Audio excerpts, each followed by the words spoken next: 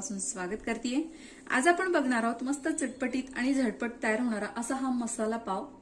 मुलं जेव्हा शाळेतून येतात किंवा त्यांना छोटीशी भूक लागलेली असते अशा वेळी तुम्ही ही रेसिपी नक्की ट्राय करू शकता, कारण अगदी कमी वेळेमध्ये आणि झटपट टेस्टी अशी तयार होणारी ही रेसिपी। यासाठी आपल्याला साहित्य काय लागणार आहे, कशा पद्धतीने बनवायचं आहे, चला तर मग बघून घेऊया।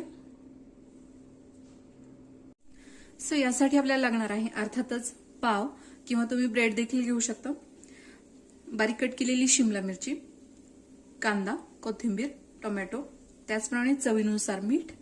भाज्यांचं किती प्रमाण आहे त्यानुसार आपल्याला इथे मिठाचं प्रमाण देखील घ्यायचं आहे। अगदी थोडीशी हळद, पाव चमचा मिरची पावडर, पाव चमचा सांबर मसाला आणि मी इथे 1 चमचा टोमॅटो केचप घेतलेला आहे। स्वीट आणि स्पायसी असा हा टोमॅटो केचप आहे।